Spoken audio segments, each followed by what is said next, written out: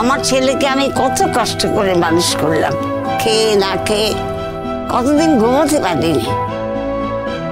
আর সেই ছেলে আজ আমার সঙ্গে দুর্ব্যবহার করে, সেটাও কি আমার পাওনা ছিল বল? সেটাকে আমি মেনে নিতে পারি? সেটাও তো ছেলে না থাকার মতোই কষ্ট রে। ছেলে থেকেও যদি না থাকার মতো ব্যবহার করে তাহলে তো একই হয়। তুই ওকে টানাতে দে। শোনো দিদি, আমার কথায় ও কি টাঙানো বন্ধ করবে?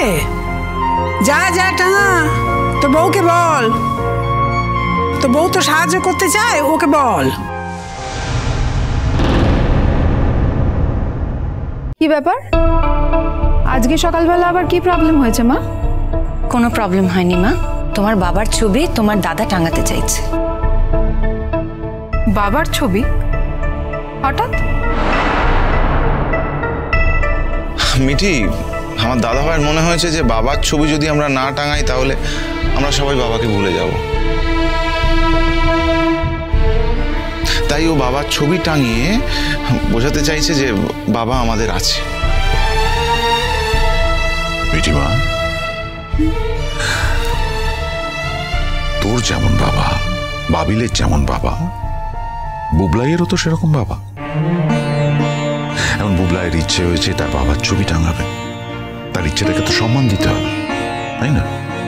টাঙাক না, কি অসুবিধা আছে? আসলে কি জানিস তো, তোদের ঠাম্মির জন্য এই ছবিটা আমরা টাঙাতে পারিনি কখনো, যাতে উনি কষ্ট না পান। কিন্তু আমার তো মনে হয় কারণটা অন্য। তাই বল না, শুনি। আমার মনে হয় এই ছবিটা তুমি টাঙাতে চাওনি, তাই টাঙাওনি। কারণ এই ছবিটা যদি টাঙানো থাকতো বাড়িতে, তাহলে এই ছবিটার মানুষটার কথা মনে পড়তো অনেকের। মানুষটার কথা ভাবতো, তাই জন্য তোমরা এই ছবিটা টাঙাওনি।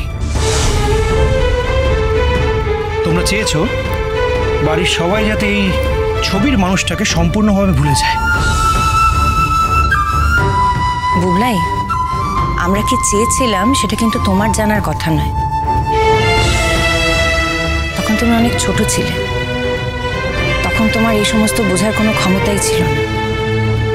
আর সেই জন্য আজকে তুমি সেই দিনের কথা টেনে এনো না। তুমি তোমার বাবার একটা ছবি টাঙাতে চেয়েছো, তুমি টাঙাও, তোমাকে তো কেউ বাধা দেয়নি। বর্ষা, ওকে একটু হেল্প করে দাও তো। বলছি যে ল্যাডারটা এই বাড়িতে কোথায় থাকে আমি তো জানি না, আমাকে একটু বলে দাও না। জেনে নাও, তুমি তো বললে তুমি হেল্প করবে। মিঠি, আমার সঙ্গে একটু যাবে গো? না,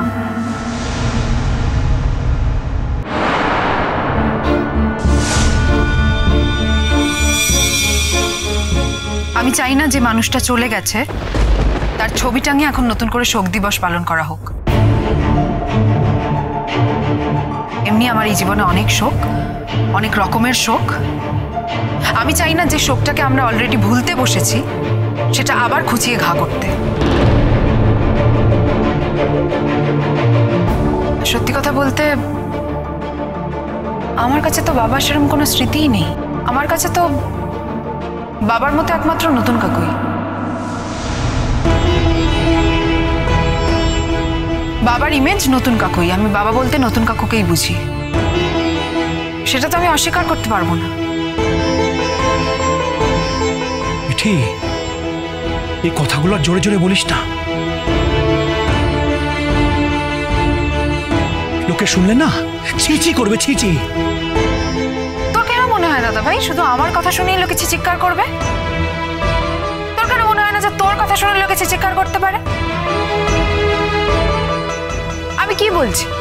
আমি বলছি যে আমার কাছে বাবার ইমেজ নতুন কাকু।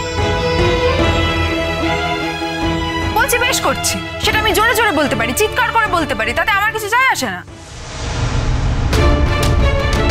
যেই লোকটা বিপদের দিনে আমাদের পাশে দাঁড়িয়েছে, বাবার মতো আমার মাথার ওপর ছায়া হয়ে দাঁড়িয়েছে, সেই লোকটাকেই আমি বাবার মতন মনে করি। আর একজন যার কোনো স্মৃতি নেই আমার কাছে। সে শুধু আমার জন্মদাতা বলে তার জন্য আমি শোক পালন করতে পারবো না। সরি। হ্যাঁ, উনি ছিলেন, সেটুকু শ্রদ্ধা আমার নিশ্চয়ই আছে, কিন্তু উনি নেই বলে আমি দুঃখে বিবশ হয়ে যেতে পারবো না। ওর ইচ্ছে করছে তুই টাঙা ছবি, টাঙা না, তোকে তো কেউ বারণ করেনি। টাঙাবো তো বটেই। বলছি যে আমাকে অন্তত একটু হেল্প করো, মানে কোথায় ল্যাডারটা আছে একটু বলো প্লিজ। বললাম তো ওপরে ছাদে আছে, যাও ছাদ থেকে নিয়ে এসো। ও বাবিল, একটা মই ওকে এনে দে তো।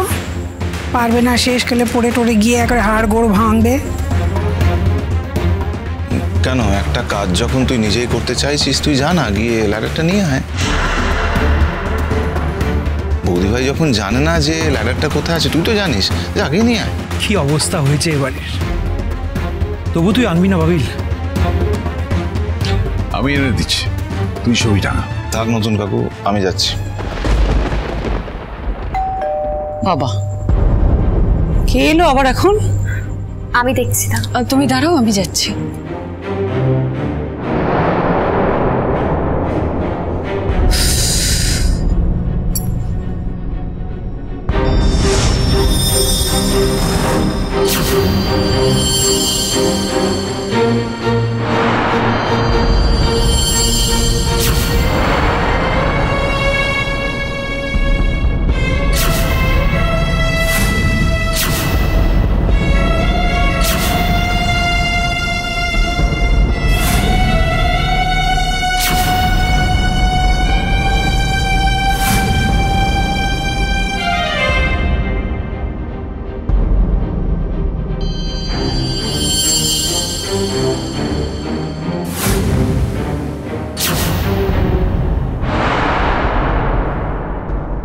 মা,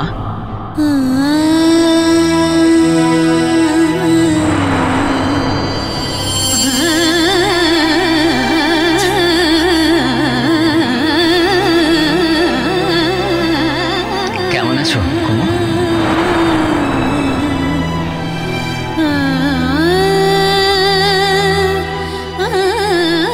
তোমরা আমায় ভেতরে আসতে বলবে না? কি মুশকিল, তোমরা ভেবেছিলে আমি মরে ভূত হয়ে গেছি? তোমরা তো আমার বডি খুঁজে পাওনি,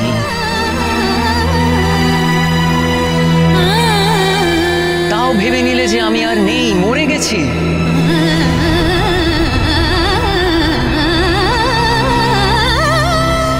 আর কোনোদিন এই বাড়িতে ফিরে আসতে পারি না।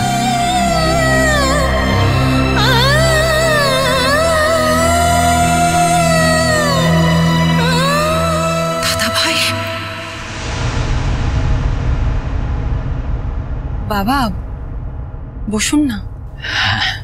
চন্দ্র,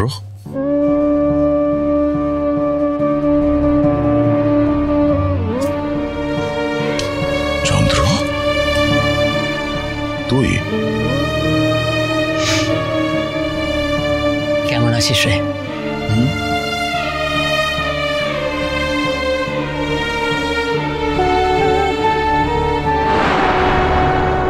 কুমু, এ কি তোমার চোখে জল? তোমার স্বামী এতদিন পরে বাড়ি ফিরলো আর তুমি কাঁদছো কেন? তোমার আনন্দ হচ্ছে না আমায় দেখে?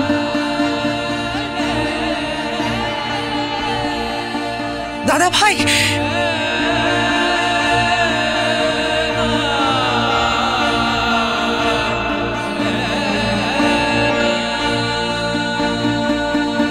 মা,